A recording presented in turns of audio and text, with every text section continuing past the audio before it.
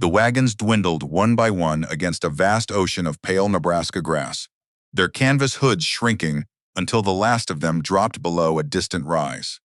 A young woman stood motionless on the swell of a dune, a worn leather satchel at her hip, watching the only people she knew leave her behind. Her chapped hands closed around a small carved wren and a rectangle of gray slate, the last things a dead grandfather had ever given her. To the north, the sky bruised purple and green, and the first hard pellets of September sleet began to bounce off the frozen sand. She bent into the rising wind and walked away from the trail, following a thread of darker green down into the folds of the hills. Half blind in the storm, she nearly passed the dark scar in the hillside, a jumble of fitted fieldstones no drifting sand could ever have stacked. Inside the collapsed dugout, her palm found a granite slab that shifted too easily, and a hollow knock answered from the ground beneath it. She did not yet know that the tin box waiting under that stone held a name, a buried fortune, and the truth about a family she believed she had lost forever. She was 20 years old the morning the wagons left her behind, standing alone on a swell of grass in the Nebraska Sandhills, with the wind pulling at her skirts and the whole indifferent sky pressing down. From high above, she would have been nothing more than a dark speck against an ocean of pale green, one small figure in a country so wide it swallowed sound. Closer, you would have seen the set of her shoulders, the worn leather satchel at her hip, the way she did not run after the shrinking canvas tops, but only watched them go. Closer still, you would have seen her hands, chapped, steady, folded around a small carved bird and a rectangle of gray slate. What no one saw, what the land itself had kept hidden through the long seasons of drought and snow, was the tin box buried beneath a collapsed dugout a half-day's walk to the north. A box that held a name, a fortune, and the truth about the family she thought she had lost. Settle in close, and let us tell you her story. Tell us in the comments where you are watching from tonight. Elspeth Rennick had been made by quiet losses long before that morning. She was born in a plain frame house in eastern Missouri in the spring of 1864, while the country was still bleeding itself apart, and her earliest memories were not of war but of wood. The smell of fresh pine shavings curling from a plane, the rhythmic hiss of a blade drawn across the whetstone she now carried, the low, patient voice of her grandfather naming the world for her one object at a time. Her parents were gentle people, a schoolteacher and a seamstress, and they were taken from her not by any violence but by a fever that moved through the county the autumn she turned 7. She did not remember their passing as a sharp cry. She remembered it as a silence that settled into the rooms of the house and never fully lifted, a hush where two voices used to be. After that, she belonged to Elspeth Rennick, her grandfather, a stonemason and carpenter, who had learned his trades from his own father, and who spoke little because his hands said most of what he meant. He was a big man gone lean with age, with forearms corded like old rope, and thumbs so thick they seemed carved from the same oak he shaped. He did not know how to comfort a grieving child with words. Instead, the week after the funeral, he set a block of soft pine and a small whittling knife on the table before her, and closed his rough hand over her smaller one, guiding the blade in the first shy cut. By the end of that winter, she could carve the rounded shape of a wren, its wings folded, its head cocked as if listening. He kept the first one she ever finished on the sill above his workbench until the day he died. He taught her the way a man teaches when he believes he will not always be there to explain things twice. He taught her to read a board before she cut it, to find the grain and follow it rather than fight it. He taught her the names of trees by their bark, and the temper of steel by its color, and the difference between a wall that would stand 100 winters and one that would shrug itself apart in 10. Above all, he taught her to keep her tools sharp, and he did not mean only the tools. Keep a keen edge, he told her more than once, his palm warm over her fingers as she worked the slate, on your blades and on your judgment both, because a dull mind cuts crooked same as a dull knife. She was too young then to know she would carry those words like a coin sewn into a hem, forgotten until the day her whole life depended on them. The homestead they shared was never prosperous, but it was honest. He kept a small shop where neighbors brought broken chairs and cracked yokes and doors that no longer hung true, and she learned the satisfaction of handing back a thing made whole. He never let her believe that a broken object was a worthless one. The world is full of good things. Folks throw away, he would say, running his thumb along a joint she had mended, on account of they haven't got the patience to see what's still sound in them. It was the closest thing to a philosophy he ever gave her, and it would prove, in the years to come, to be the truest map she owned. He died in the hard cold of early 1882, when Elspeth was 17, going in his sleep the way a spent candle simply gives up its flame. She buried him beside her parents and stood a long while in the frozen churchyard, understanding for the first time in her life that there was no one left in the world whose duty it was to keep her. The shop in the little house went to pay the debts he had never mentioned, and by spring she owned exactly what she could carry: a chest of his tools, a bundle of clothes, the carved wren, and the whetstone. Her only living kin were her mother's brother, Cyrus Dabney, and his wife Hetty, who kept a struggling farm 2 counties west. They took her in, and it would be unfair to call them cruel, because cruelty at least requires a kind of attention. They were simply tired people already stretched past their means, and they looked at Elspeth and saw one more mouth at the table, one more body in a house that had no spare corner. She earned her keep and then some. She mended what Hetty could not.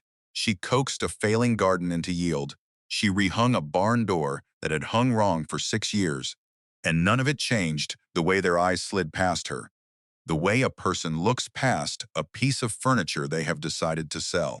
So when Cyrus announced, late in the summer of 1884, that he had sold the farm and bought passage in a wagon company, bound for the fertile valleys of the Oregon country, Elspeth understood the shape of what was coming before he ever said it. He spoke grandly of opportunity, of black soil and mild winters, and a fresh start scoured clean of old failures. He did not speak of her at all, and in that omission she read the whole of his intention. She was part of the old life he meant to shed, and a man determined to be reborn does not carry his dead weight across the mountains. They joined the company at a jumping-off town on the Missouri and rolled west into a country that grew stranger and emptier with every mile. The Sandhills of Nebraska were like nothing Elspeth had ever seen, a vast ocean of grass-covered dunes, rolling to every horizon, beautiful and pitiless, where a wagon could travel a full day and seem not to have moved at all.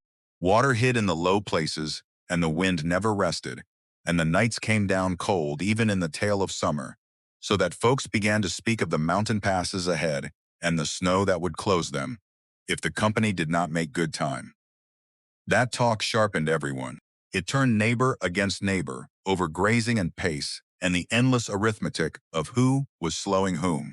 Elspeth drove her own small prairie schooner, an old but sound wagon that had belonged to her grandfather, pulled by a patient span of oxen.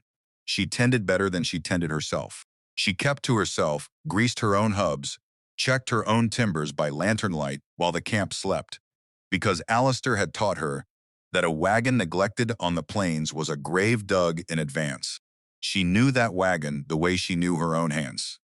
She could have named every peg in it, which was why, on a gray morning in late September, when the frost lay thick on the canvas and her breath smoked in the still air, she knew her uncle was lying the moment the words left his mouth.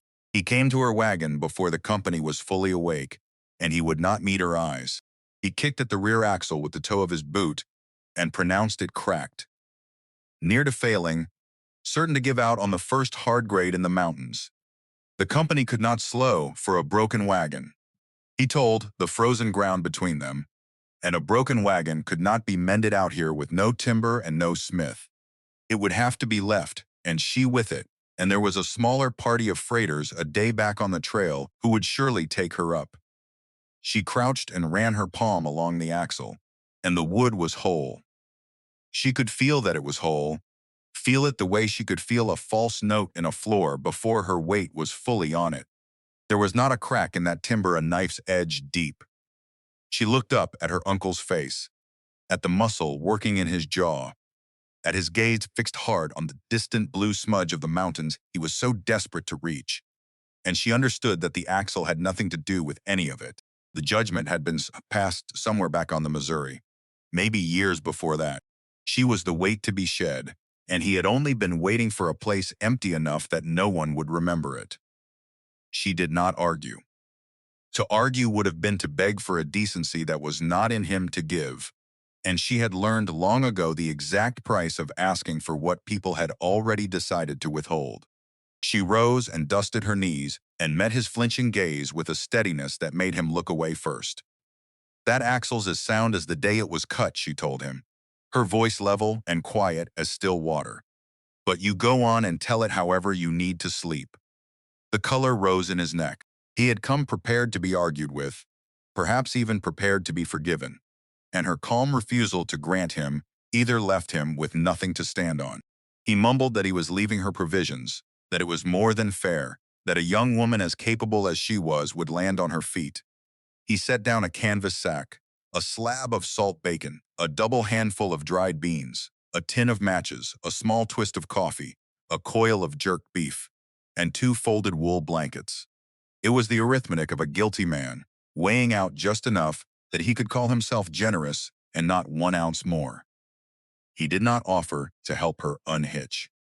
He did not offer to leave her the oxen, and she did not ask, because the animals were company property now, and both of them knew it. He simply turned and walked back into the waking camp, calling for his family to strike the tents and get the teams in harness. Hetty came to the edge of the firelight once while the wagons were forming up, and she stood a moment looking at her niece with something moving behind her eyes. Pity, maybe, or the ghost of a shame too small to act on. Her mouth opened. Whatever she meant to say died there. She pulled her shawl tighter, turned away, and climbed up beside her husband without a word. Elspeth stood on the swell of grass while the company creaked into motion, wagon by wagon. The great canvas hoods dwindling and paling against the enormous morning until the last of them dropped below a distant rise, and the sound of them was gone, absorbed into the ceaseless whisper of the wind through a million stems of grass. She was alone then in a way she had never been alone in her life, in a country that did not know her name, and would not have cared to learn it. The silence that came down was the same silence that had settled over her childhood home the autumn she was 7. Only now it stretched to every edge of the visible world. She did not cry. She had learned that grief, like a green board, would warp you if you let it dry crooked. Instead, she did the one thing her grandfather had taught her to do when the world took everything. She took stock of what remained. 2 blankets, a sack of food that might, stretched thin, last 2 weeks, a tin of matches, her satchel with the whetstone and the wren, and a folded family Bible she had carried out of the wreck of her grandfather's estate, the clothes on her back, and a wool coat that had been good 10 years ago. Her hands, and the things her hands knew. It was not much. It was, she told herself, enough to begin with, because beginnings had never in her life been given to her whole. The party of freighters her uncle had promised did not exist. Or if it existed, it was so far back on the trail as to be a rumor. And Elspeth was not a woman to stake her life on the word of a man who had just betrayed it. She would not sit in the cold grass and wait to be rescued by a stranger who might be 100 miles distant.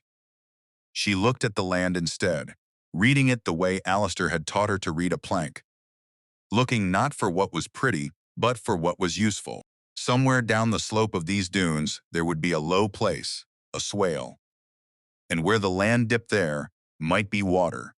And where there was water, there was the chance of shelter and the chance of something to eat.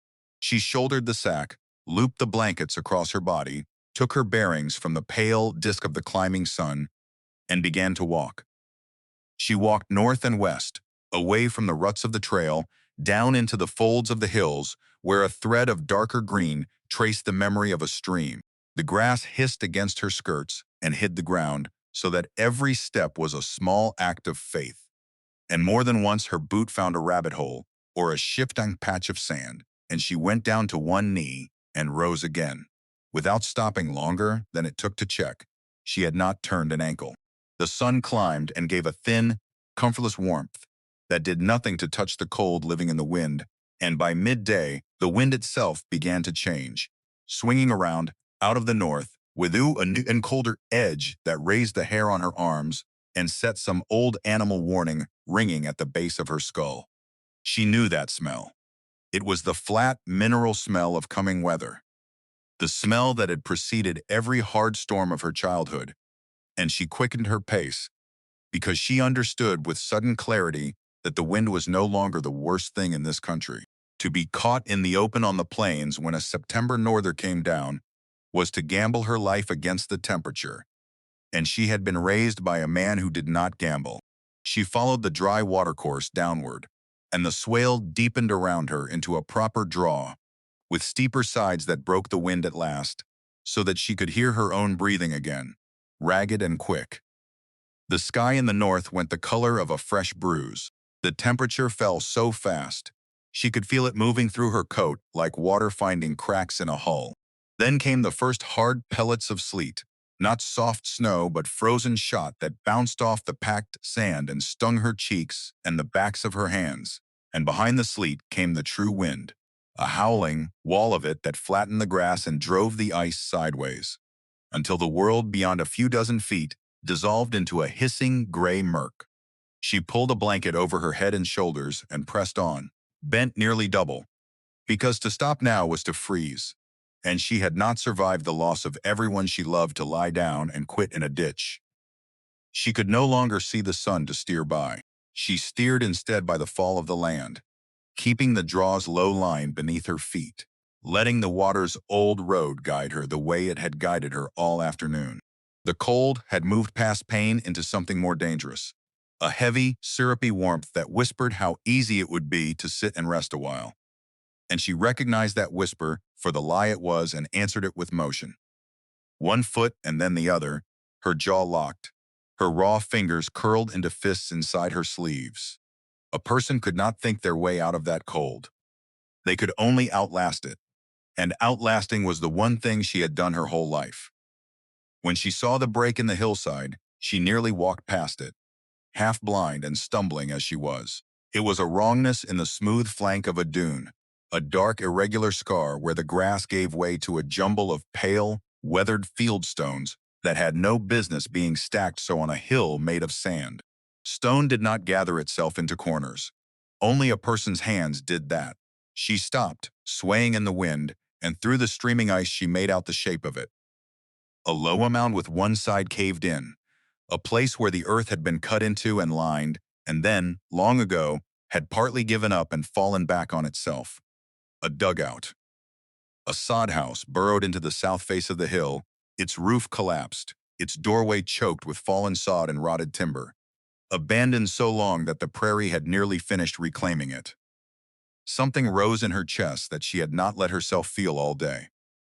A collapse meant a hollow. A hollow meant walls, and walls meant shelter, and shelter meant she would see the morning. She half climbed, half fell up the slick shoulder of the dune toward the dark scar, the sleet driving so thick now that she found the entrance more by touch than by sight. Her hands closing on cold wet stone that had been set, she could feel even through her numbness. By someone who understood how stone wanted to sit. The doorway was a ruin, but behind the ruin there was space. She hauled aside a length of rotted roof beam, its heart gone soft and punky, and crawled through the gap into a darkness that was, all at once, blessedly out of the wind. The sudden stillness was so complete it made her ears ring. She knelt on the earthen floor, with the storm shrieking a hand's breadth above her head, and simply breathed, her whole body shaking, the warmth of merely being sheltered flooding back into her like feeling into a sleeping limb. When her eyes adjusted to the gloom, she saw that the place was small, perhaps 8 feet on a side, and that the roof was mostly gone. A great ragged hole opened to the churning sky, through which the sleet still sifted down in a fine hissing veil. But 3 of the walls stood. The back wall and the 2 sides had been built of fieldstone, unmortared, each rock chosen and turned and fitted with neighbors so cunningly that a century of frost had failed to shrug them loose. She reached out in the dark and laid her palm flat against that back wall, and she felt the workmanship in it the way she might have felt a familiar hand, and something in her went very still. This was not the careless piling of a homesteader in a hurry. This was the work of a person who had loved doing it well, who had read each stone the way Alistair read each board, and the recognition of that kinship across the years steadied her more than the shelter itself. Whoever built this, she thought, knew what my grandfather knew. The floor was a chaos of fallen sod and shattered timber and rock that had tumbled from the broken roofline. But the corner beneath the deepest overhang of the standing wall was nearly dry, and it was there she made her stand against the night. She was too spent to do much. She cleared a rough space with her hands, dragging aside the larger stones, got her blankets down onto the driest patch, and gnawed a strip of the jerked beef because she knew she had to put something in her, though she had no appetite left for anything but sleep. There would be no fire. The wood was soaked, the roof was open, and she had not the strength left to gather or split. She wrapped herself in both blankets in the corner and set her back against the fitted stone, and she watched the pale sleet sifting down through the ruined roof, catching what little light there was until the shaking eased, and a bottomless exhaustion pulled her under. She woke to a world scoured and silent. The storm had blown itself out sometime in the small hours, and when she crawled to the doorway and looked out, the sky was a hard, cloudless blue, and the sandhills lay under a thin skin of ice that flashed and glittered in the low morning sun, until the whole country seemed made of hammered silver. The wind had fallen to a whisper. Her breath hung in the still air. She was alive, and the fact of it sat strange and enormous in her chest, because there had been an hour the night before when she had not been at all sure she would be. Cold clarified a person, she had found. It burned away everything that did not matter, and left only the next necessary task standing plain. Her next necessary task was to stay alive past today, and past the day after that, which meant this broken hole in the hill could not remain a place she merely huddled in. It would have to become a place she could hold. She took the measure of it in the honest morning light with her grandfather's eye. The three standing walls were sound, better than sound. The fourth wall and the roof were gone. If she could clear the fallen debris and raise even a partial roof, if she could get a fire going and dry the place out, she might winter here, or at least survive long enough to walk out to whatever settlement lay within reach when the weather broke for good. It was a broken place, but she had spent her whole life learning that broken was only another word for not yet mended. She began that morning and did not stop for 2 days.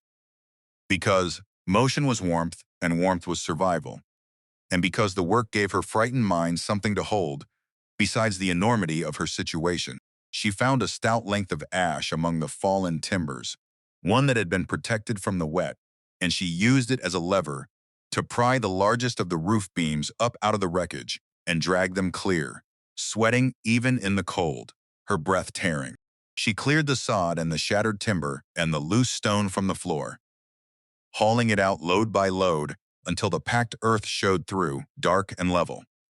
She salvaged what timber was still sound and stacked it against the standing wall to dry. She found at the bottom of the debris the collapsed remains of a hearth in the corner, a ring of blackened stones where some long-vanished occupant had cooked their meals, and the sight of it moved her oddly. This small proof that a life had been lived here once, that someone had warmed their hands at this same corner and looked out this same doorway at these same hills. By the second afternoon, the place had begun to answer to her. The floor was clear. The walls stood clean. She had rigged a rough half-roof over the driest corner, from the soundest of the salvaged beams and a patchwork of the least rotted sod, enough to keep the weather off the space where she slept. She had even coaxed a small fire to life, at last from a beam she had split down to its dry heart with her grandfather's hatchet, and the thin curl of smoke, rising up through the open roof, the first heat and light this ruin had known in years, felt like a flag planted on ground she had claimed. She sat back on her heels in the firelight and looked at what her hands had made of the day, and for the first time since she had watched the wagons vanish, she felt something other than the cold arithmetic of survival. She felt the beginning of something. She felt, absurdly, at home. This place is mine now, she thought, worthless as it is. It is the only thing in the world that is. The discovery came on the morning of the third day, and it came the way most of the important things in her life had come. Not as a gift handed down, but as the reward of plain, patient labor. She was leveling the last uneven patch of the floor near the back wall, working a large flat slab of granite that had settled crooked into the earth, meaning to seat it flush so she would not turn an ankle on it in the dark. She set her lever under its edge and threw her weight against it, expecting the dull resistance of stone bedded in packed soil. What she got instead stopped her cold. The slab moved too easily. When it shifted, the sound that came up from beneath it was not the gritting scrape of stone on earth, but a low, resonant, hollow knock, the unmistakable voice of a void. She had heard that voice before, in the false floors, old smugglers built into wagons, and the hidden compartments cabinet makers hid in fine chests, and every nerve in her body came awake at once. She knelt in the firelight and set her raw palms flat against the cold face of the granite and pushed. And slowly, grudgingly, the slab slid aside to reveal not the dark dirt she had cleared everywhere else in that dugout, but the squared, deliberate edge of something a person had built into the ground on purpose and then covered over, meaning for it to be found only by someone willing to dig. The cavity beneath the granite was lined with oilcloth gone black and stiff with age, folded down over the sides of a space no larger than a bread box, and cradled within it sat a tin document box, speckled with rust at every seam yet whole, its lid held fast by a simple hasp. Elspeth lifted it out with both hands and found it heavier than its size promised, the weight of it settling into her palms with a density that made her breath catch. She carried it to the doorway where the morning light fell clean and unbroken across the sill, and she sat with it on her knees a long moment before she touched the hasp, because some part of her understood that whatever waited inside would divide her life into before and after, and she wanted to hold the last of the before a little longer. The hasp had rusted stiff.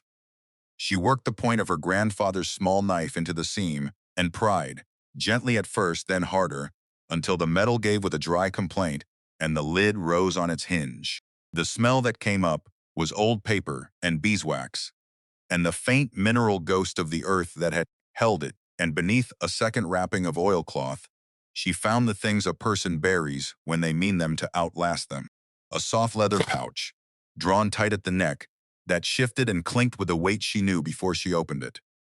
A bundle of papers, stiff and yellowed, tied with a leather thong gone hard as wire, and resting atop the papers, wrapped by itself in a scrap of flannel, as though it were the most precious thing in the box. A small carved bird. She did not breathe. She lifted the flannel away and turned the little figure in the light, and the world seemed to tilt beneath her.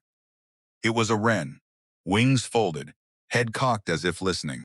It was carved in the same posture, with the same patient economy of cut, the same understanding of how to let the grain suggest a feather, as the one that sat that very moment in her satchel, not 4 feet away. Two birds made by two different hands separated by a lifetime, and yet anyone who knew the work would have sworn they came off the same bench. She set them side by side on her knee, her grandfather's wren and this stranger's wren, and she looked from one to the other and felt the hair rise along her arms, because this was not coincidence. This was inheritance. Someone in this ruined place had been taught the same lesson by the same tradition that had shaped her own hands, and the knowledge of it made the empty dugout feel suddenly, impossibly full. Have you ever caught the smell of wood smoke on a cold morning and known, before you could see the fire, that someone kindred was near? That was the feeling that moved through her then, the certainty of a presence she could not yet name. She loosened the leather pouch with trembling fingers and poured a small stream of gold into her palm, coins minted before the war, heavy and cold, and catching the light with a dull, honest gleam. It was more money than her grandfather had earned in his best year, more than her uncle had gotten for the whole of his farm. And she closed her hand around it, not with greed, but with a kind of awe, because money buried this deep and this carefully was never only money. It was a message. Someone had wanted it found. She untied the leather thong and unfolded the papers, with the care she would have given a moth's wing. The topmost was a letter, and the hand that had written it was careful and square. The letters formed by someone who had learned his penmanship from a copybook and never lost the habit of doing a thing properly. The ink had faded to the brown of old blood, but every word held. To whoever comes after, it began, and reads this by the light of the door I built. She read it slowly, her lips moving over the words, and as she read, the shelter around her stopped being an accident of the storm and became the last testament of a man she had never met. His name was Ambrose Rennick. She read her own name in that faded ink and had to stop and press the back of her wrist to her mouth. Ambrose Rennick, who wrote that he had been the youngest of a large family in the hills of Pennsylvania, born long after his brothers, the last child of a stonemason, who taught all his sons to read the grain of wood and the temper of steel and the honest fit of stone on stone.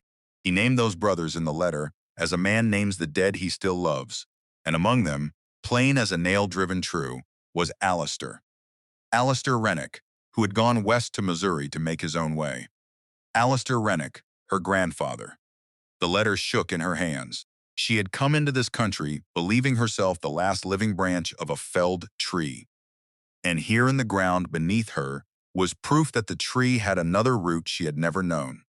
A great uncle, who had carried the same trade and the same blood into this same wilderness a lifetime before her, and who had reached forward across all those silent years to leave something for anyone of his line who might one day need it.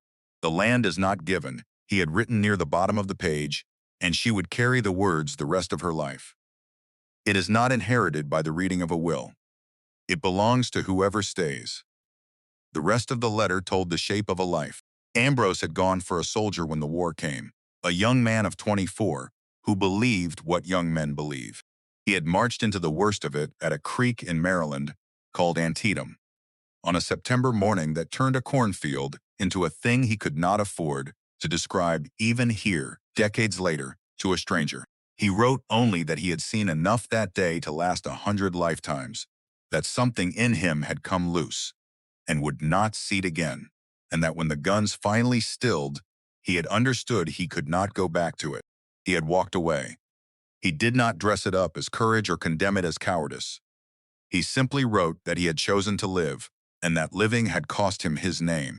For there was a second paper beneath the letter, brittle and official, and when Elspeth unfolded it, she found herself looking at a War Department casualty record, listing one Ambrose Rennick, private, as killed in action in September of 1862. A dead man's document describing a man who had sat at this very hearth and carved a wren and sealed this box with his own hands years afterward. She understood the horror and the cunning of it at once. There had been someone he needed to be dead to. He had let the army bury a name that was still breathing so that he could walk out of the war and out of his old life and start again clean in a country too big to be searched. The letter named that someone.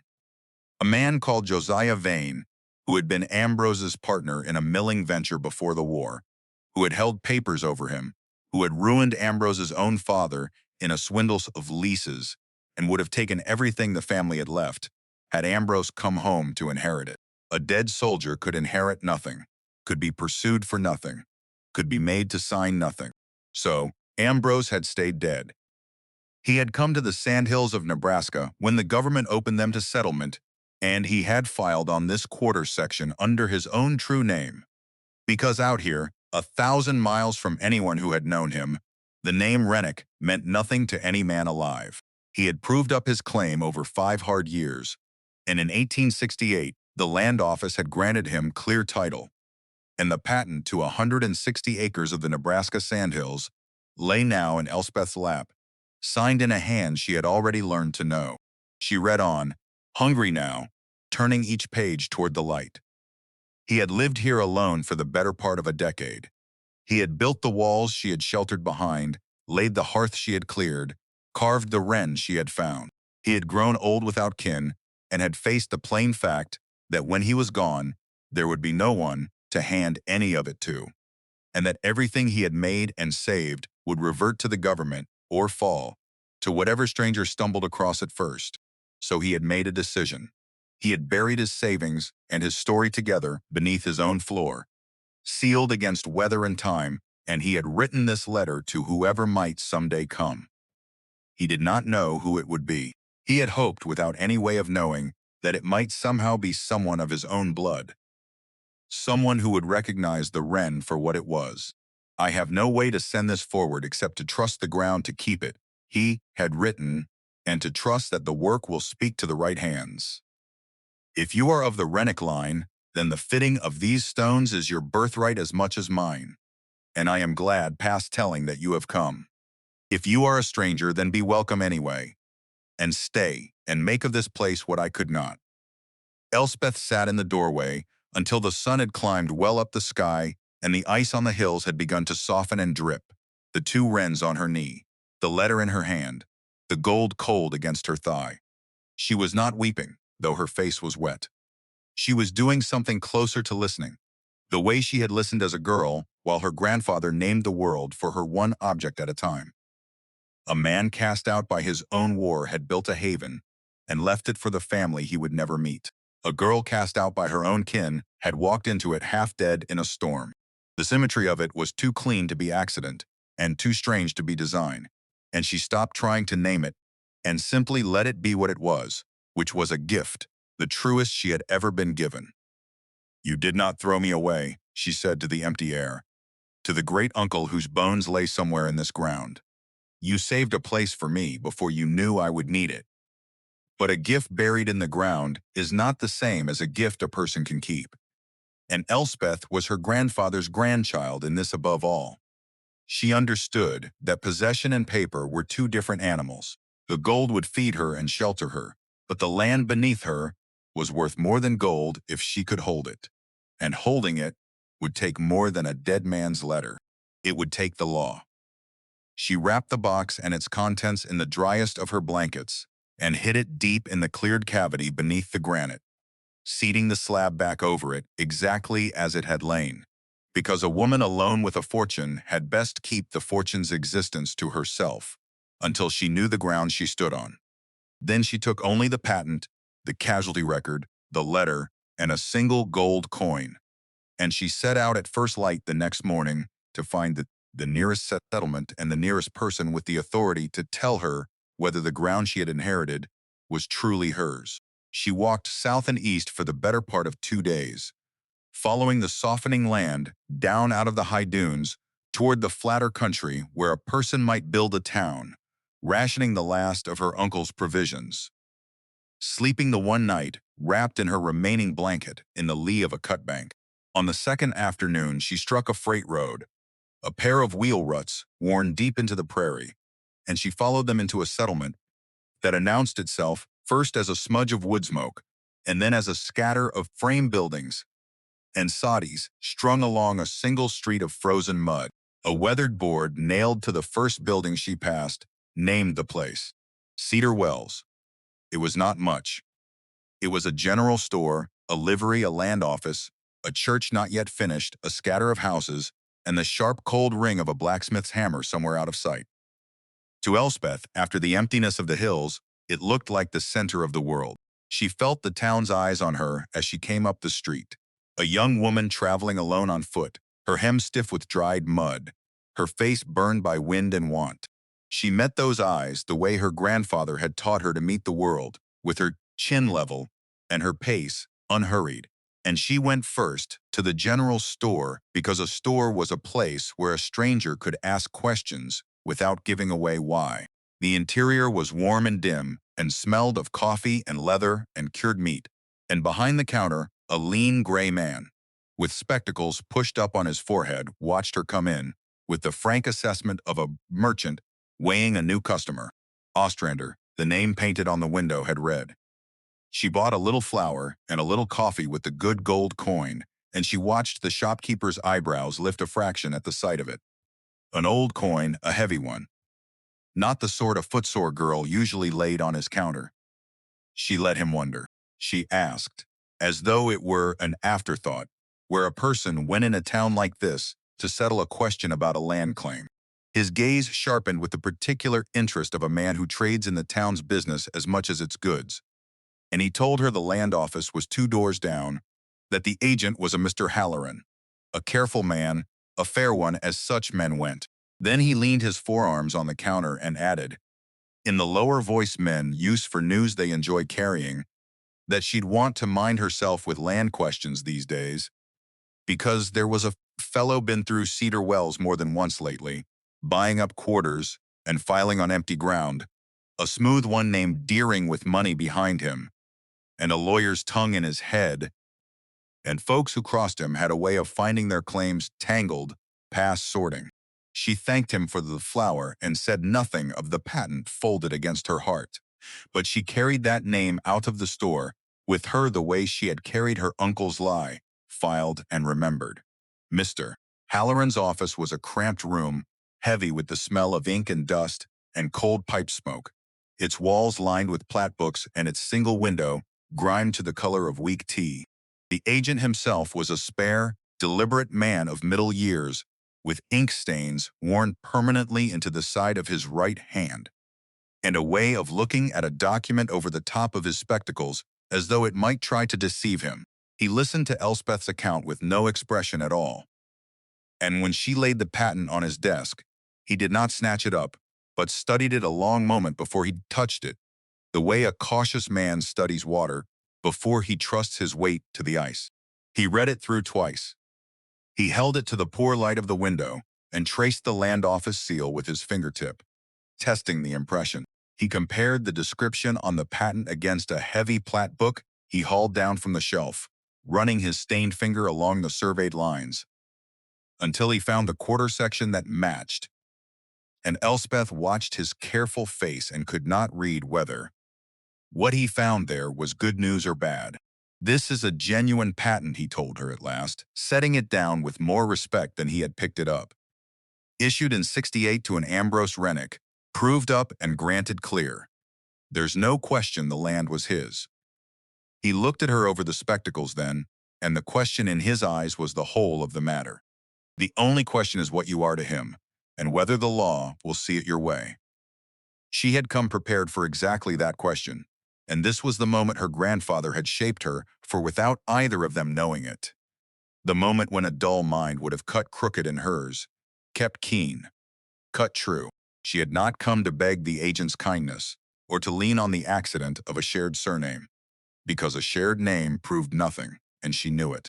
She reached into her satchel and drew out the family Bible she had carried out of the wreck of her grandfather's estate, the one solid link to everyone she had lost, and she opened it flat on his desk to the pages between the testaments, where 4 generations of Rennicks had recorded their births and marriages and deaths, in a dozen different hands across 70 years.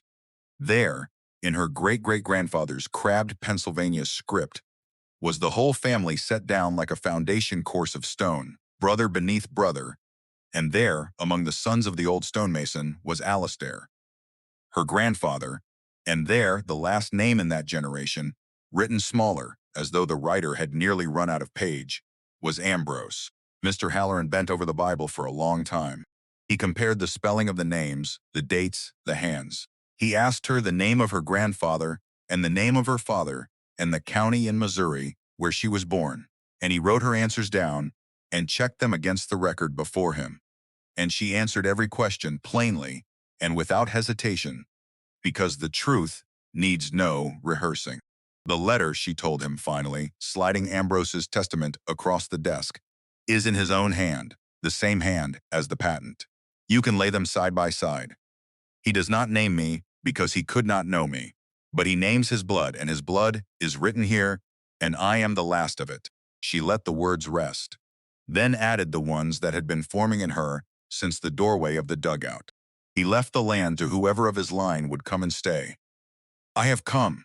I mean to stay. The agent laid the patent and the letter side by side and bent close over the 2 signatures, and the room was silent but for the tick of a cheap clock and the far-off ring of the blacksmith's hammer. When he straightened, something had changed in his careful face, some private verdict rendered. This is the most irregular thing to cross my desk in 11 years, he told her, and for one cold moment she thought she had lost. Then the corner of his mouth moved, not quite a smile. It is also, unless I am a poorer judge of men and documents than I take myself for, entirely true. The hands match. The blood is recorded. There is no competing heir, no will to contest, and the claim has never been challenged in 16 years.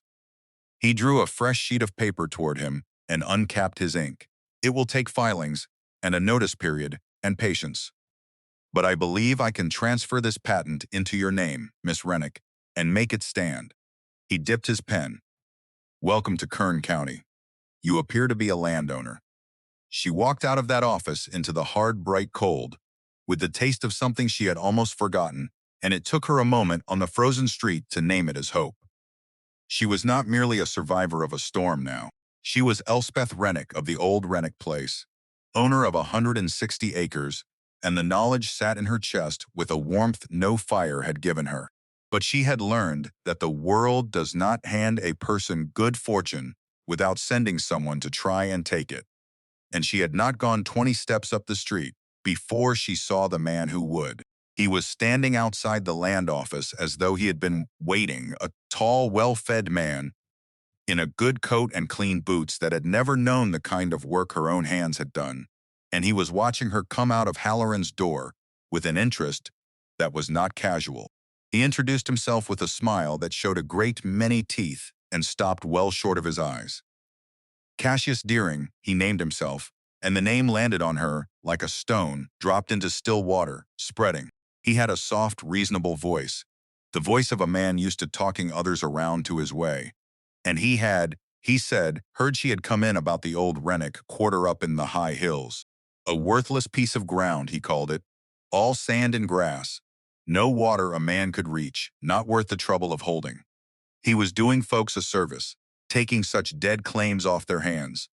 He would give her $50, cash, this afternoon, to sign her interest over to him and save herself the winter and the filing fees.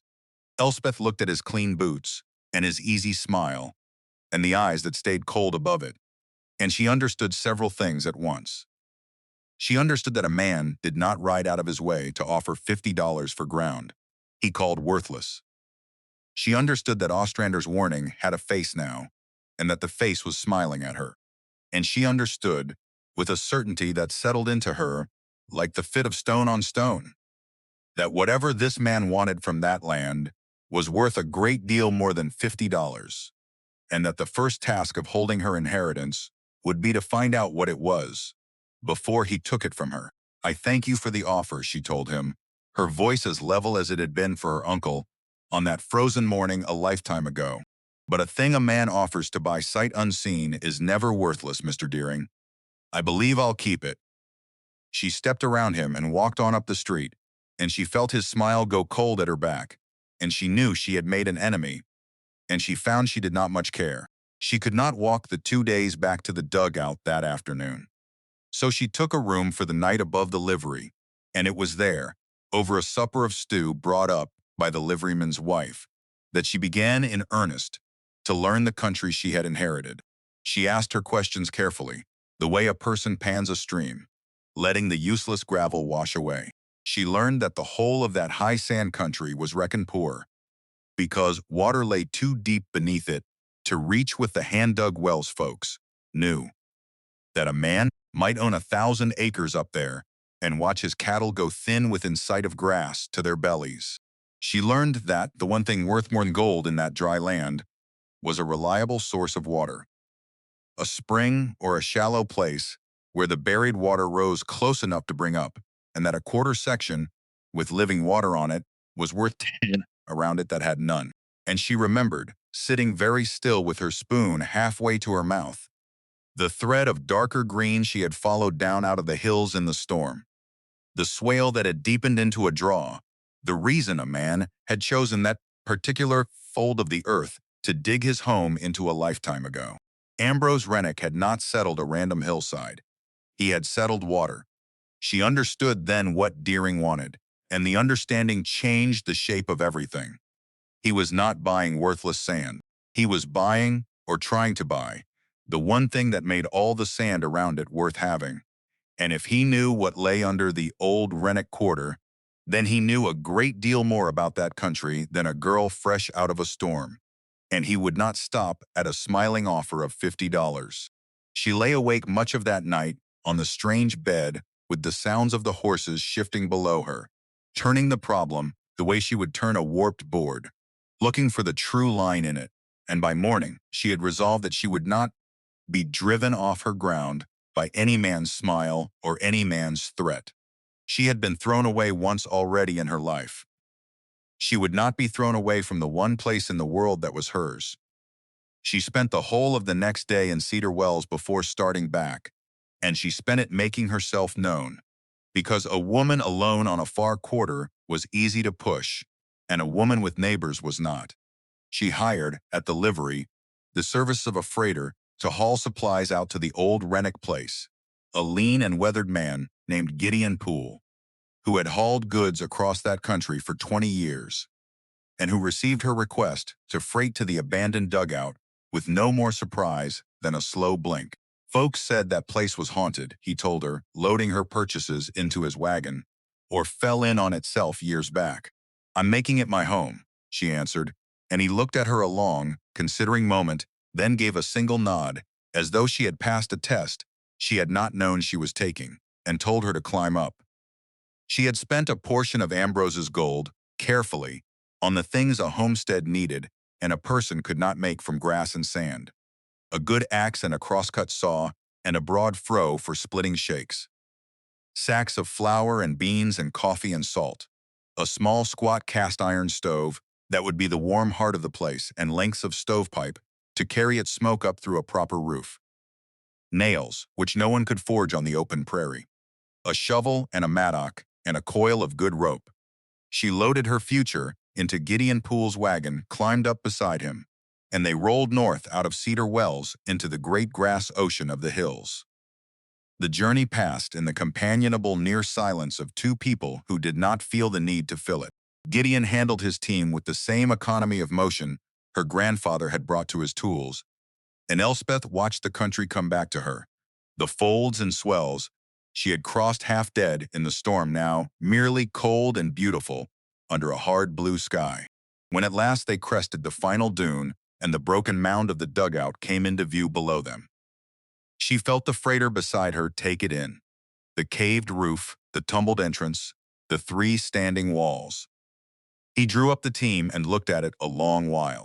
"Good stonework," he said finally, the way another man might have paid a high compliment to a woman's face.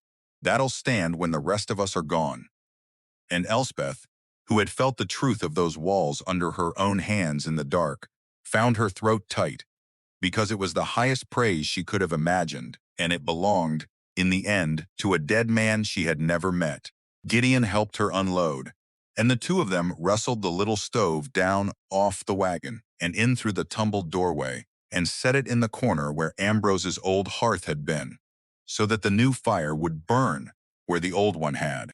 Before he climbed back up to leave, he stood in the ruined doorway and cast his experienced eye over the place: the cleared floor, the half-roof she had rigged, the stone walls waiting. "You aim to winter here," he said, and it was not quite a question. She looked at the walls her great-uncle had built, and the sky her own hands would have to close against the coming snow. "I aim to do more than winter," she told him. "I aim to bring this place back." He nodded slowly, reached into the bed of his wagon, and handed down to her a small sack of oats and a bundle of old newspapers without a word of explanation, as though a person alone in the hills should not want for something to feed a horse she did not yet own, or something to read by the fire. Then he clucked to his team and rolled back the way they had come, and Elspeth stood alone with her stove and her tools and watched him go until the wagon was only a dark mark on the pale hills. She did not let herself feel the loneliness. She turned to the work instead, because the snow would not wait on her feelings, and the work of the next weeks was the hardest and the most satisfying of her life. She felled straight young pines from a grove she found along the water in the draw, limbing and squaring them the way Alistair had shown her, and she set them into the notches in the stone walls to rebuild the roof, so that her great-uncle's walls and her timber rose together into one whole thing. She cut thick squares of sod from the hillside, heavy and root-bound, and laid them over the beams in overlapping courses to make a living roof that would shed the rain and hold the heat. She split cedar shakes with the new froe and hung a stout door on leather hinges. And she chinked the gaps in the old stonework with a mud she mixed from the very earth of the floor, sealing out the wind that had nearly finished her. She was not left entirely alone in it. On an afternoon when the sky hung low and gray with the threat of the season's first true snow, a woman rode out from the direction of Cedar Wells on a sturdy mare, a widow named Cornelia Ross, who kept a small place a half-day to the south and who had heard, in the way news travels in empty country, that a young woman was fixing to winter alone up at the old Rennick quarter.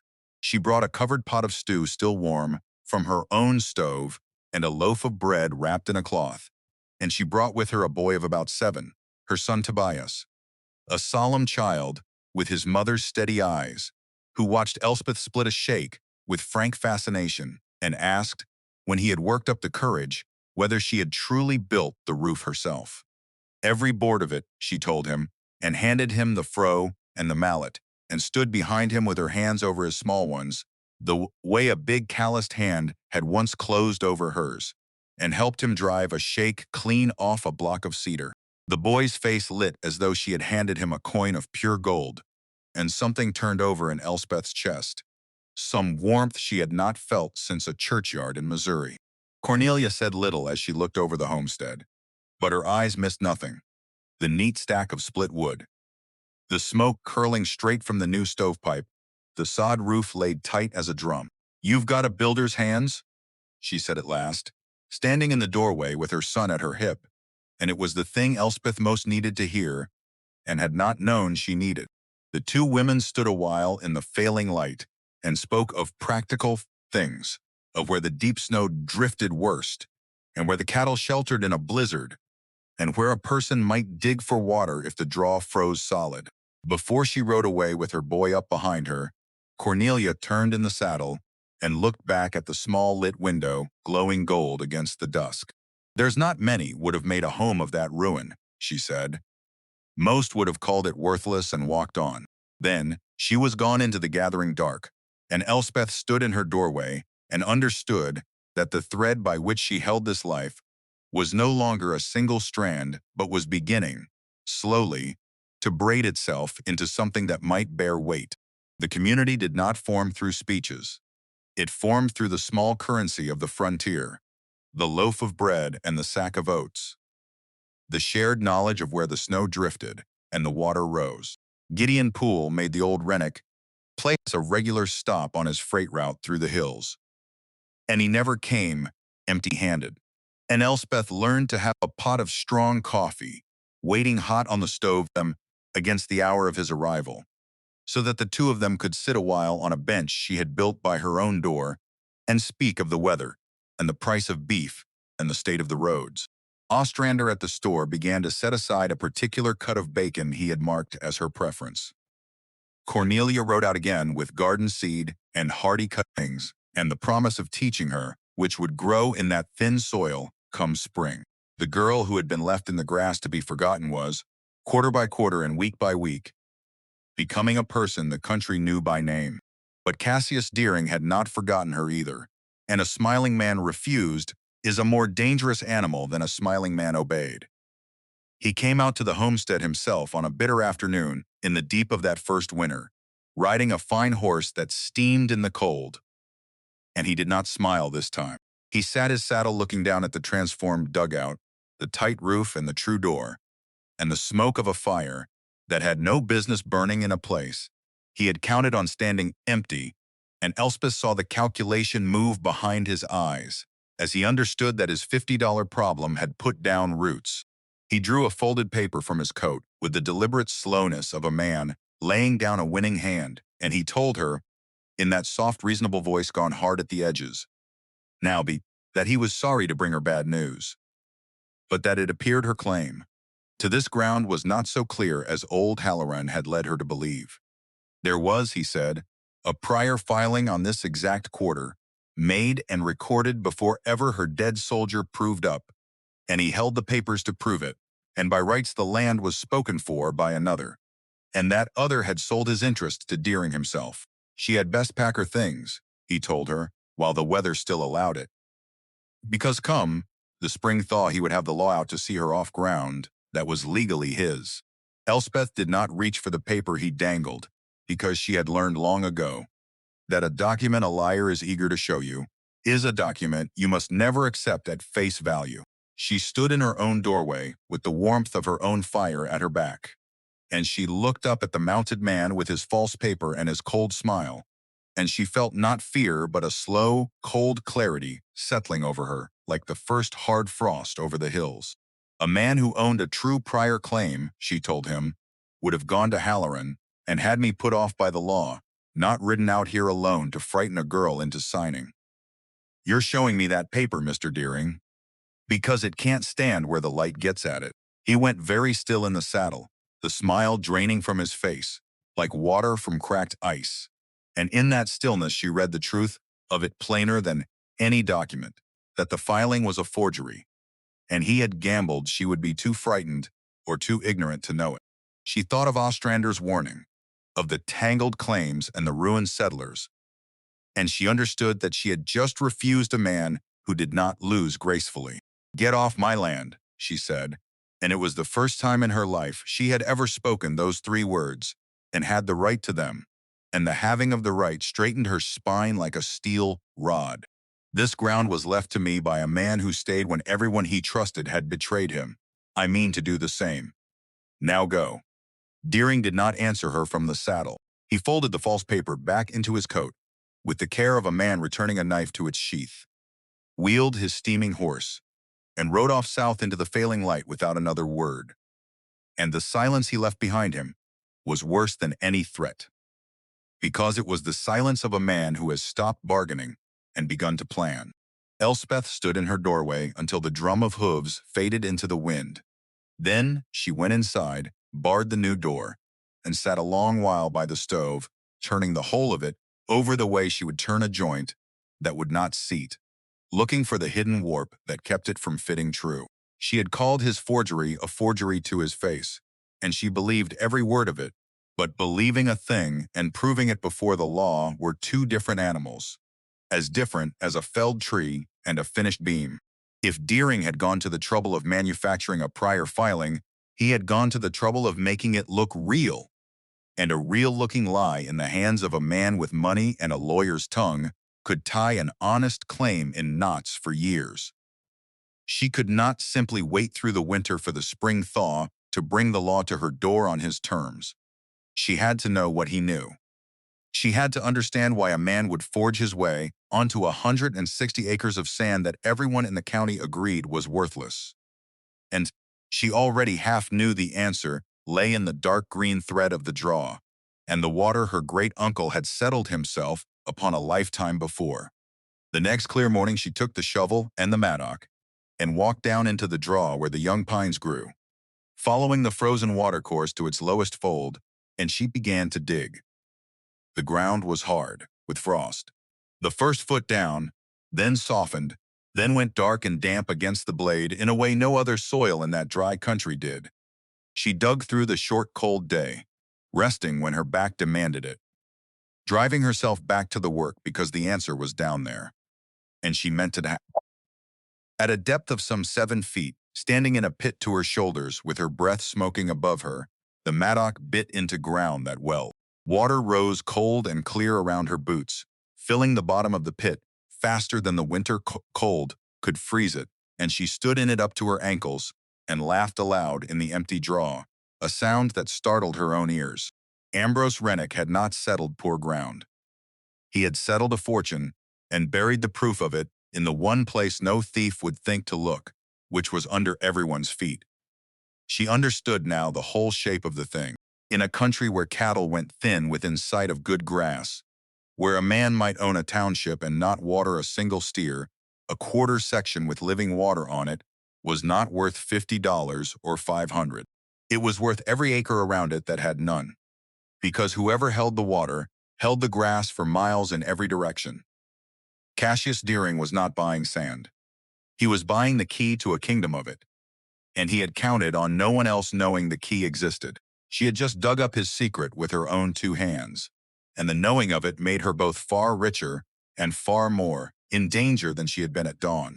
She filled the pit only enough to keep the water from freezing to the bottom and rigged a rough cover of split planks over it, telling no one, because a secret shared before its time was a secret spent.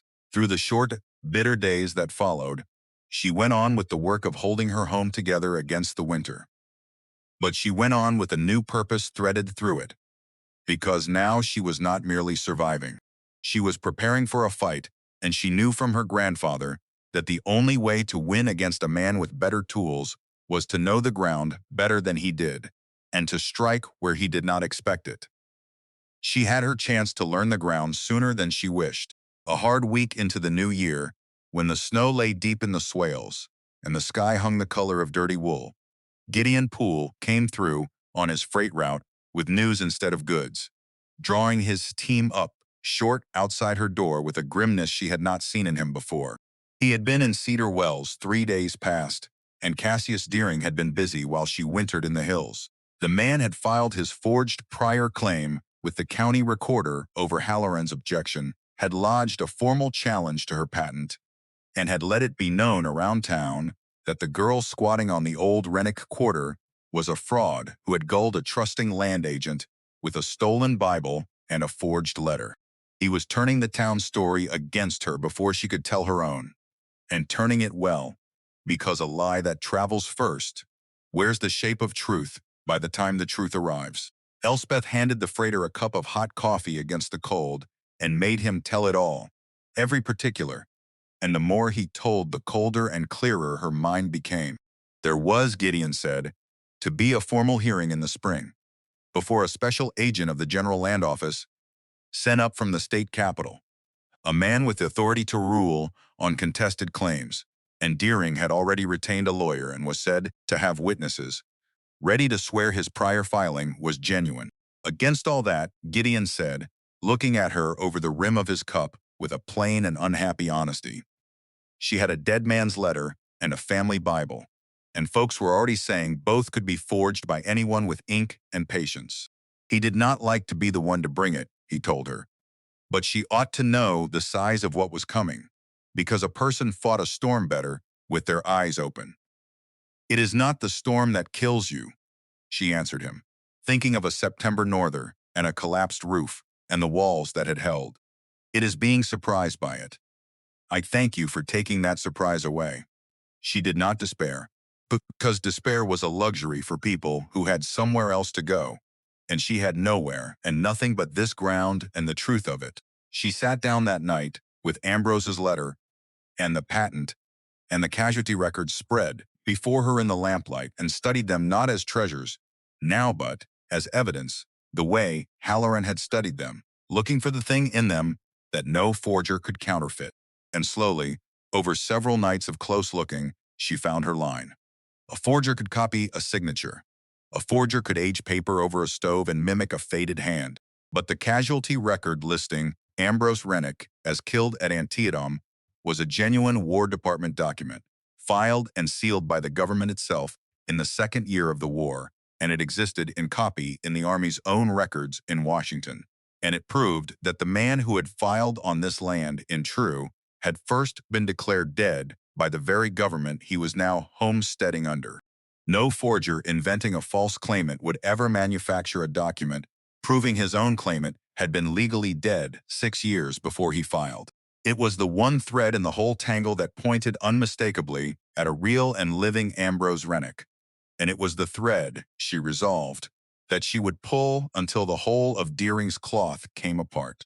But a document in Washington did a girl in a Nebraska soddy no good unless she could get its confirmation into the hands of the agent who would judge her. And that meant she could not simply hide in the hills and wait. She would have to write to the War Department herself, request a certified copy of the record under the government's own seal, and pray it came back before the spring hearing. The next time Gideon passed, she sent a letter out with him to be posted from Cedar Wells.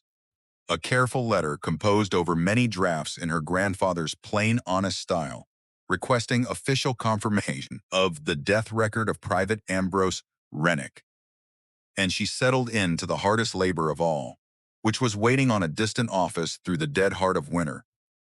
With everything she had riding on a reply, she could not hurry. The winter did not wait quietly with her.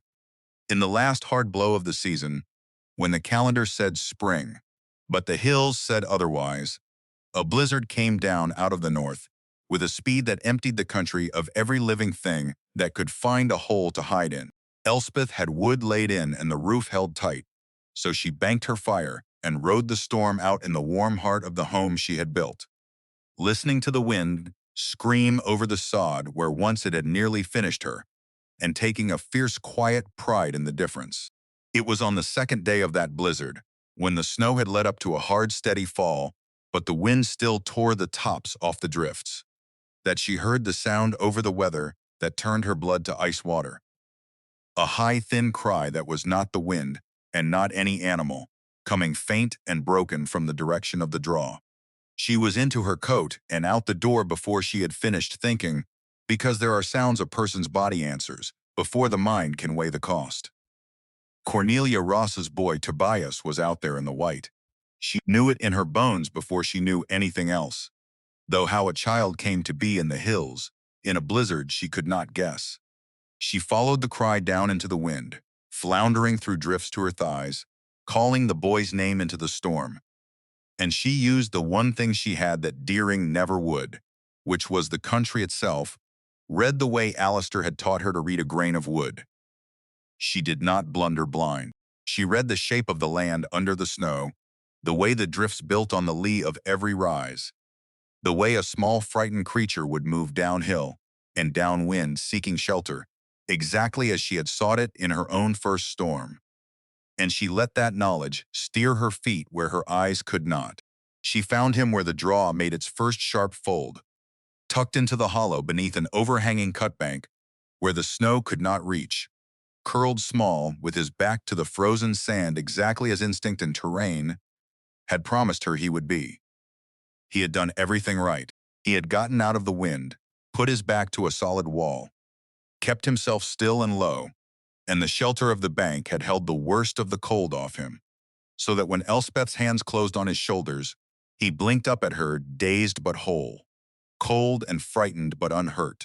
She wrapped him inside her own coat against her body, sharing what warmth she had, and she pressed her cheek to his hair and told him he was safe now, that she had him, that they would be home and warm before he knew it. His small hands fisted in her shirt. He had come looking for her. He managed to tell her through chattering teeth, because his mother had taken a fever and could not rise, and there was no one else, and he had remembered the way, and the storm had caught him. You did everything a grown man could have done and more, she told him fiercely, meaning every word, carrying him up out of the draw against the wind. You got yourself out of the weather and you waited. That's not luck, Tobias. That's sense, and sense is the thing that keeps a person alive. She got him inside and stripped his snow-crusted outer things and set him close by the stove wrapped in her own dry blanket, warming him slowly the way you warm anything that has been near frozen, never fast, feeding him warm broth spoonfuls until the color came back into his cheeks and the dazed look left his eyes. It was only when she was certain the child was safe that she let herself feel the second fear behind the first, because Tobias had come to fetch her to his mother. And Cornelia lay alone and feverish a half-day's ride to the south with a storm still blowing itself out over the hills. She could not take a chilled boy back out into it, nor leave him alone in the dugout while she rode for help, and she could not reach Cornelia through a blizzard on foot without ending as two people needing rescue instead of one. She made the only choice the situation allowed and made it without flinching. She kept the boy warm and fed through the night, and at the first gray hint of the storm breaking, she bundled him up warm on the little pony she had bought and led them both south. The wind dropped enough to travel, moving as fast as the drifts allowed, praying the fever had not gotten ahead of them. They reached the Ross place by mid-morning, to find that Cornelia's nearest neighbor, a rancher's wife, who had thought to check on the widow when the storm broke, had already reached her, gotten broth and cool cloths into her, and turned the fever an hour before Elspeth arrived. The widow was weak and hollow-eyed, but mending, sitting propped against her pillows, and when her son ran to her, she gathered him in and looked over his head at the young woman standing snow-melted and exhausted in her doorway, and no word passed between the two women that the look did not carry better. "You went out into that for my boy," Cornelia said at last. Her voice cracked with more than illness. "I did what you would have done for mine," Elspeth answered, though she had none. And in the saying of it, discovered that this hard and unforgiving country that had thrown her away had somehow, in the space of a single winter, given her a place among people who would go into a storm for one another, which was a thing her whole life until now had never held. The story of that night traveled the county faster than any lie of Deering's could keep up with, because there is a kind of truth that no forger can counterfeit, and it is the truth a person's actions right when no one is watching for reward. The girl who had been called a squatter and a fraud in the streets of Cedar Wells was now the girl who had gone alone into a blizzard for a widow's child, who had read the storm country like a book to find him, who had asked for nothing after. Folks who had half believed Deering's whispers found the whispers curdling in their mouths. Ostrander at the store told the tale to every customer who came in. Gideon Poole told it at the livery. By the time the snow was gone and the draws ran full with meltwater, the wind in Cedar Wells had shifted, and it had shifted against the smiling man with the fine coat and the two eager papers. Spring came to the Sandhills the way it comes to hard country, all at once and grudging. The snow going off in a rush that filled every low place with running water and turned the grass a green so sudden it seemed to hurt the eyes. With the thaw came the certified reply from the War Department, carried out to her by a proud and breathless Gideon, who had ridden straight from the Cedar Wells post office rather than wait for his route, a heavy envelope sealed with the government's own wax. Elspeth opened it with hands that shook for the first time since the doorway of the dugout. And inside was exactly what she had prayed for, a certified copy under official seal of the service and casualty record of Private Ambrose Rennick, confirming in the government's own unimpeachable hand that the man had been carried on the Army's rolls as killed in action at Antietam in the autumn of 1862. The one document Deering could never explain, the one thread that proved a real Ambrose Rennick had lived and filed and died, was now hers in a form no lawyer could wave away. With the thaw came also the day of the hearing, and Elspeth rode into Cedar Wells on her pony in the plain, clean clothes of a working woman, carrying the whole of her case in the leather satchel that had once held only a whetstone and a wren. The hearing was held in the largest room the town could offer, the half-finished church, its raw pine walls smelling of pitch, its benches full of the people of Kern County, come to see how the thing would fall out. The special agent from the General Land Office sat at a plain table at the front, a graying, unsmiling man named Whitfield, with the tired, patient eyes of someone who had spent a career sorting honest claimants from thieves and had grown hard to fool in either direction. Halloran sat to one side with his plat books and his stained hands, looking grimmer than Elspeth had ever seen him. Across the aisle sat Cassius Deering in a coat finer than any in the room, his lawyer beside him, his face arranged into the confident ease of a man who has bought his outcome in advance. Deering's lawyer laid out the challenge first, and he laid it out well, in the smooth, rolling phrases of a man paid to make crooked things look straight. His client, he explained, held a prior filing on the disputed quarter, recorded and witnessed, predating the patent of the deceased Ambrose Rennick, and the young woman now occupying the land had produced only a suspiciously convenient letter and an unverifiable family Bible to support a claim of kinship to a man conveniently dead these many years. The letter could be forged. The Bible could be doctored. The whole tale of a long-lost great-uncle and a buried box, he suggested with a thin smile, had the ring of a fireside story rather than a legal fact. He asked the agent to reject the girl's claim, void the improperly granted patent, and confirm his client's prior right to the land.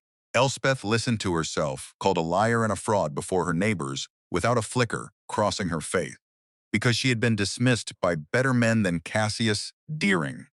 and had learned that the way to answer contempt was not with heat, but with proof. When Whitfield turned his tired eyes to her and asked what she had to say, she rose, and she did not raise her voice, and she laid her case down before him plank by plank, the way her grandfather had taught her to build a thing that would stand. She laid down the patent, genuine and unchallenged for 16 years, until the moment its true heir appeared to claim it. She laid down the family Bible, open to the generations of Rennicks recorded in 70 years of changing hands, and she invited the agent to find any sign that the name Ambrose had been added later than the rest, knowing he would find none, because it had been set down by her great-great-grandfather before Ambrose was ever a soldier or a settler or a dead man. Then she laid down her killing stroke. She placed the War Department's certified record on the table before the agent, its official seal bright in the raw spring light through the church's unfinished windows, and she let him read it before she spoke. That document, she told the room, comes not from me but from the government of the United States, under its own seal, and it says that Ambrose Rennick was declared killed at Antietam in the autumn of 1862. She let that settle. Now I ask a plain question. If Mr. Deering's story is true, and some other man filed a prior and honest claim on this land, then who is the Ambrose Rennick named in the patent that Mr. Halloran granted in '68? She turned toward Deering for the first time, and her voice never rose, but it filled the raw pine room to its rafters. There is only one man that patent could belong to. A soldier the army buried on paper so that a swindler could not follow him west and take everything his family had left. My great-uncle did not fake his own death to cheat anyone. He did it to escape a man exactly like the one who is trying to cheat me now. And the proof of who he was is not written by my hand or bought by Mr. Deering's money. It is written by the War Department, and it cannot be forged, because it was sealed long before I was born, or Mr. Deering ever set eyes on this county.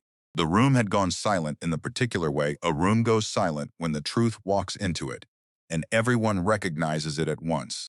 Whitfield read the certified record a second time, slowly, then read Ambrose's letter beside it, then asked to see Deering's prior filing, the forged paper the man had waved in Elspeth's doorway all that bitter winter.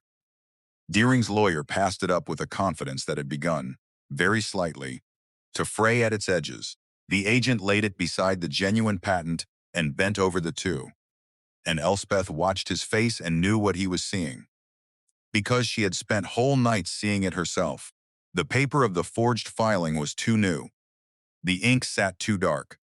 The land office seal upon it, when Whitfield compared it to the genuine seals in Halloran's plat books, was a fraction wrong in the spacing of its letters, the work of a man who had seen such a seal but never studied one at length. But it was the date that finished it.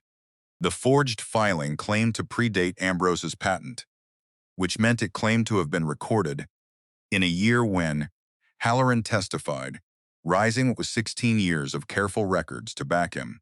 That particular land office had used a different seal entirely, a seal Whitfield now held up beside the forgery for the whole room to see did not match. Cassius Deering's confidence did not so much break as dissolve, the ease running out of his face like color out of the sky at dusk, and for the first time since he had smiled at her outside the land office, Elspeth saw the man underneath the coat, and he was smaller than his tailoring had made him look. He began to speak, to explain, and his lawyer's hand came down on his arm to stop him, but it was too late, because Whitfield had already turned to him with the flat, cold attention of a man whose patience has found its true target at last. This filing is a forgery, the agent told him, in the plain, toneless voice that is worse than any shouting. And the forging of a land office document is not a matter I settle here. It is a federal crime, Mr. Deering, and it will go to the United States Attorney with my full report. He gathered the false paper as evidence. He confirmed, in the same breath, that the patent to the quarter section was valid, that Elspeth Rennick had proven her kinship to its original grantee beyond any reasonable doubt, and that the land was hers, free and clear, as it had been meant to be from the day her great-uncle first turned a spade of its earth. The people on the raw pine benches did not cheer. because they were frontier people and not given to it. But a low murmur moved through them that was warmer than any cheer, and Elspeth stood in the middle of it and felt the ground settle solid beneath her feet at last. It was later, out in the thin spring sunshine on the muddy street, with the hearing done and Deering led off to answer for himself to larger authorities than any in Cedar Wells, that the winter's last surprise found her.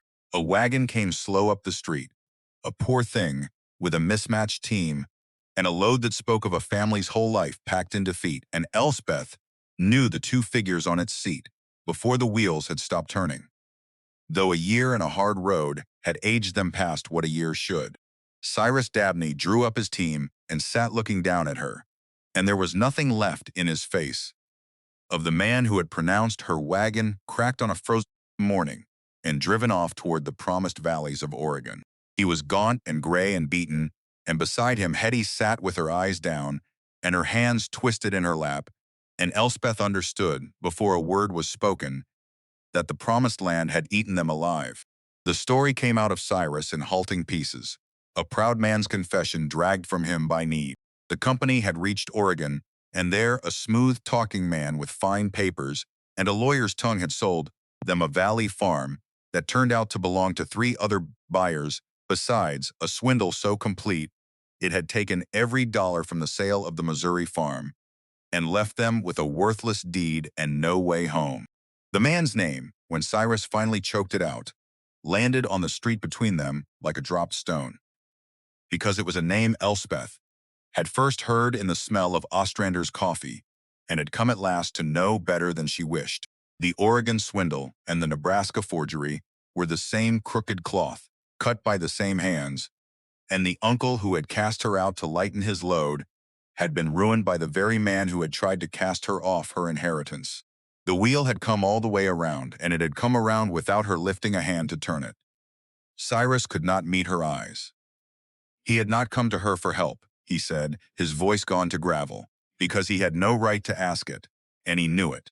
He had only heard in Cedar Wells that his sister's girl had land in the hills, and he had come to see if it was true, and to say to her face the thing he had never said, which was that he had done her a wrong out there on the trail that no hard luck of his own could ever balance.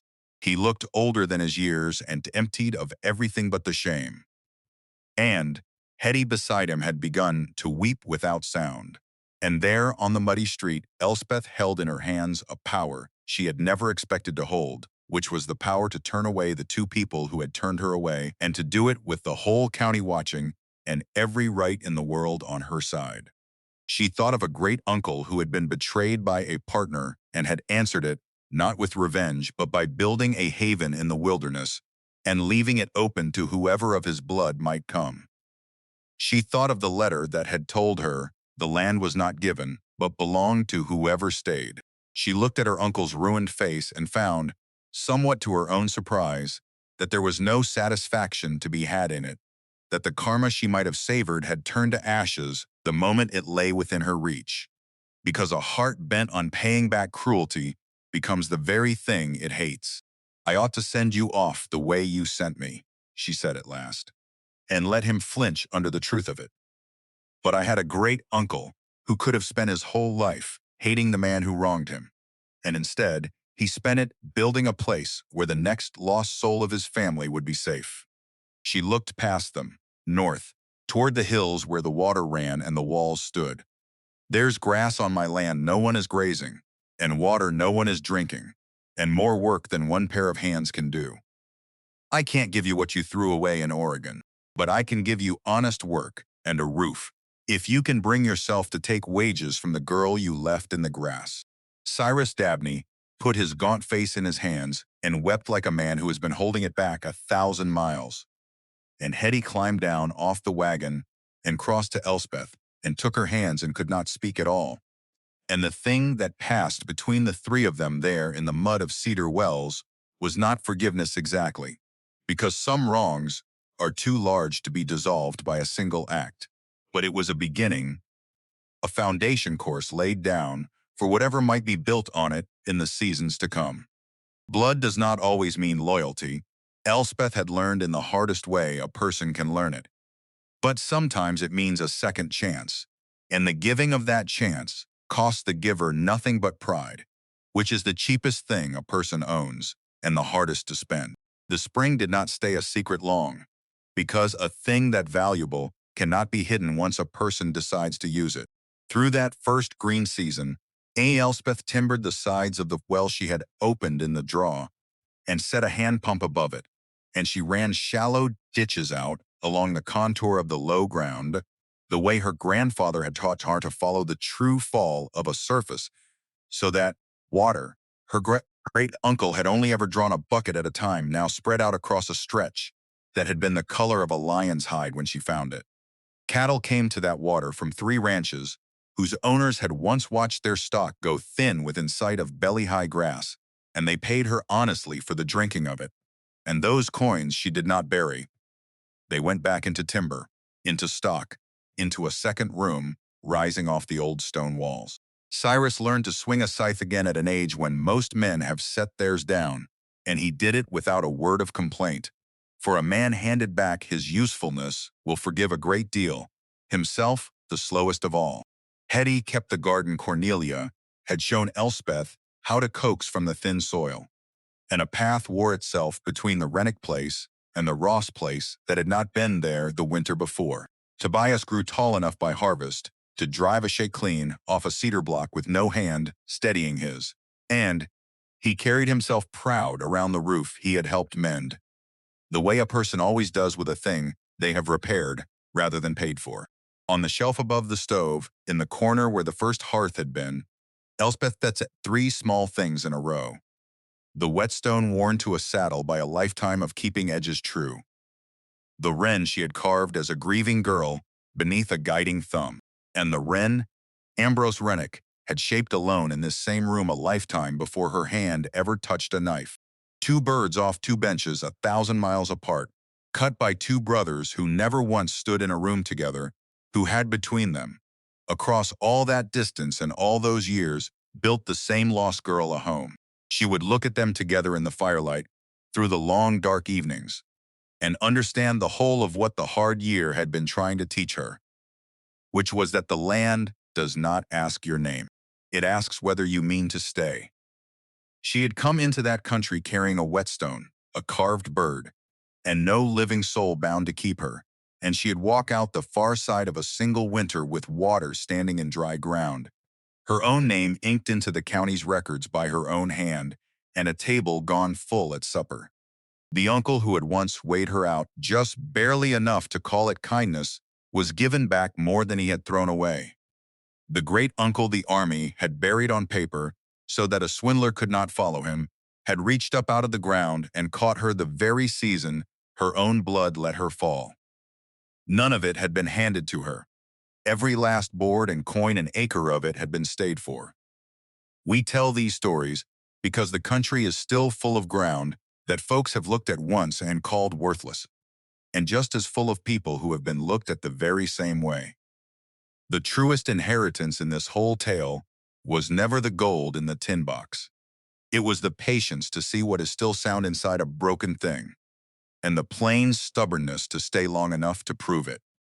If Elspeth's story warmed something in you tonight, carry one question out with you before you go. Somewhere in your house, there is a small worn object you have hauled through every move and every hard season, kept not for its worth, but for the hand that once gave it to you.